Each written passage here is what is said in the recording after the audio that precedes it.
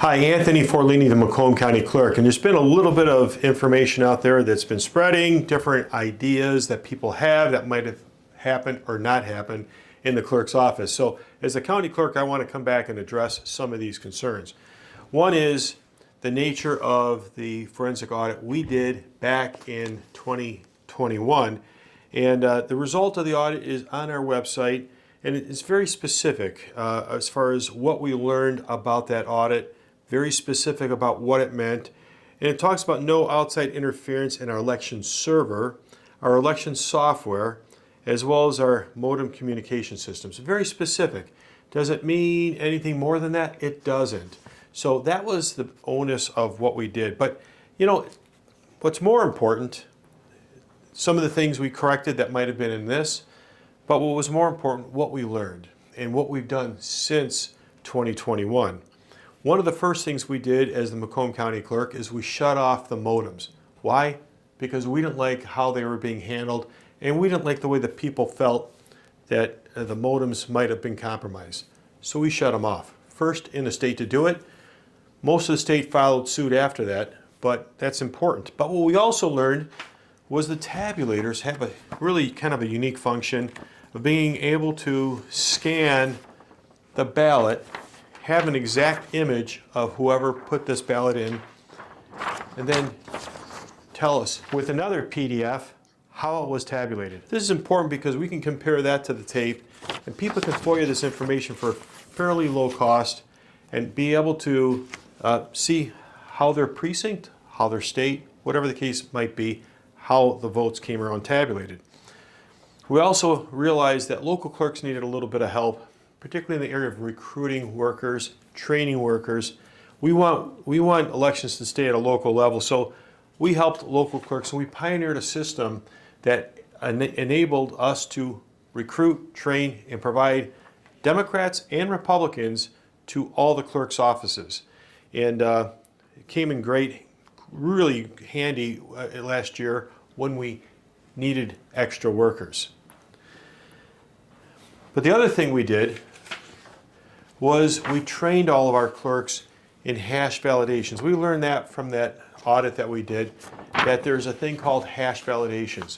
And in a nutshell, it tells us how we program the stick that goes into the tabulators and how the sticks ended up when we got them. Was there any outside interference? Domestic, foreign, doesn't matter. If there was a change, we would know it. And doing this training, this was a little article from the Macomb Daily when we were in East Point, showing the local election officials how that works and how to do it. Did it matter? Well, sure. There was things that we found. We sent to the prosecutor, 4 individuals that were caught voting twice. But also, with this hash validation, we were able to see that 2 of the clerks actually changed the tabulator settings. Not for any nefarious reasons, but you're not supposed to do that, and so we had them redo their ballots. Another thing we did, these are all things since 2021, we haven't been sitting back. We added watermarked ballots. This is an example of one. You can't see it on that video, but what it does is it watermarks the ballot, because that ballot, the local clerks as well as myself look at that as something sacred, something that needs to be treated as well as our currency that's also watermarked. So that was something we did on top of all the other things. And you know, we're never sitting back wondering if we should do something more. As a matter of fact, after the last election, we went ahead and looked at our database, and we looked at those over the age of 100. And what we did was we found 300 individuals that were no longer with us. So we removed hundreds with the local clerks, hundreds of people that were on the database that shouldn't have been on it. And if you've been following the news, this last thing that came about was through a really unusual situation where I was looking at the jury pool and looking at why people were getting off of jury service. This is just before Thanksgiving. And come to find out, looking at a little bit deeper, the numbers, we found more people, a lot of people, getting off of jury service because they are not citizens. not illegals, not citizens. And digging into it a little bit deeper, comparing databases, we found 14 of 239 were on the voter rolls. Shouldn't have happened. We've had them removed. We found 3 that actually did vote. 1 voted several times. Not good, but we're getting to the bottom of it. So this was something in the Macomb Daily and all the outlets across the country. Now, early on in 2021, there was a report given to me by a young lady from Chesterfield Township that was claiming 17.6% fraud rate. We asked her to produce some information. She produced 5 cases that she wanted us to take a start with. She gave them to us, and like we're supposed to, we're not the investigating authority. I went to the Chesterfield Township Police.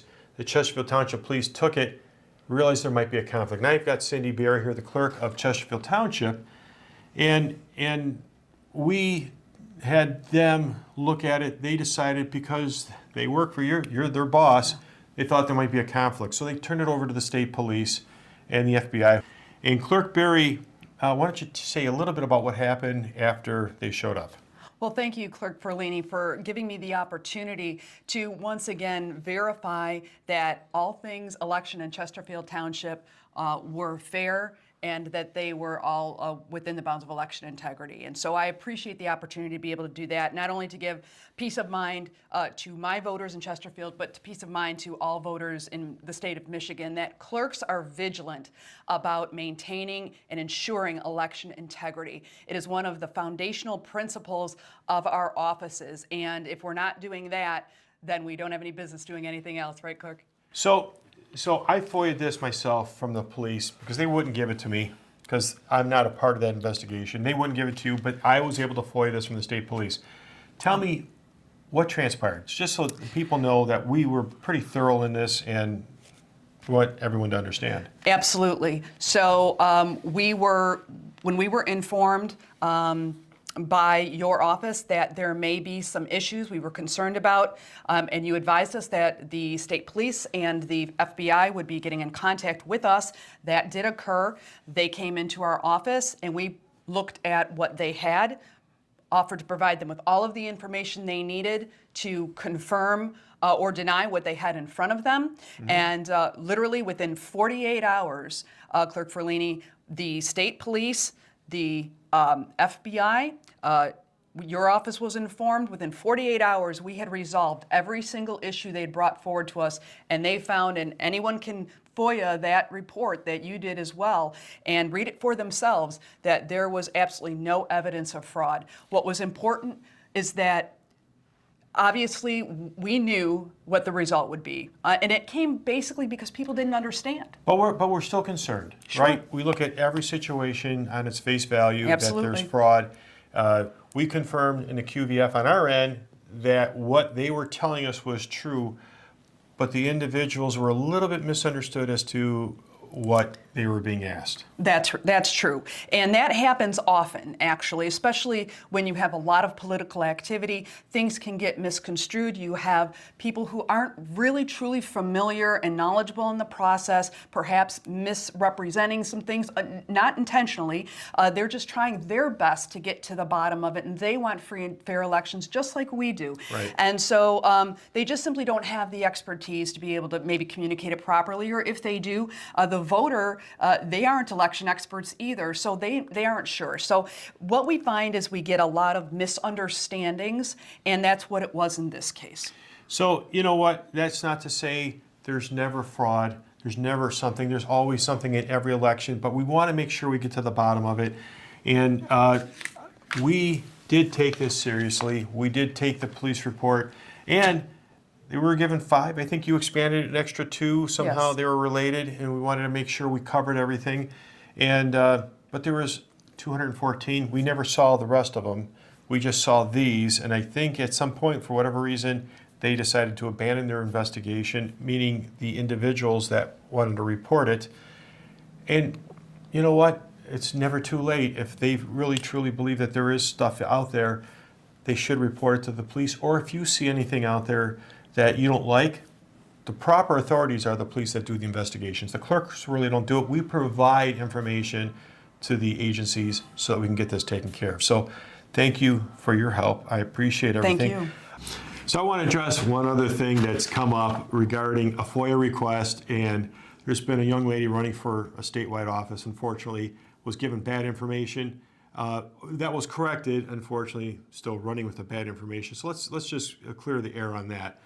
There was a FOIA request, and it looked like Macomb County had one voter ID for all of the residents of Macomb. Unfortunately, it was a numeric equation that came across that they were all the same. Unfortunately, they ran with that. We found out because of a default in the computer that it caused this to happen. Our mistake, let me just say that. So some of the talk out there says all this, well, that was true. It was our mistake. However, just a couple weeks later, when we were told of the problem, we went in and realized that the default, what it caused, that every single voter ID was wrong. And in fact, the correct information was given to an individual that had requested. As a matter of fact, we had 2 or 3 meetings just to make sure the information that they were requesting was what we were going to give them. We didn't want to just keep giving FOIAs that weren't appropriate for what they were looking for. Maybe the language of what they were asking for wasn't quite right, but in our meetings, we got that through. So we had that all corrected, and I just want to just extend out there the fact that no, everybody doesn't have the voter ID. It was a default in an Excel spreadsheet that we didn't realize. Everyone does have a unique ID. Unfortunately, that poor young lady that's been running statewide has been talking about this because who had asked for it never told her the difference. Purposely, not purposely, feel bad about it, but there you go.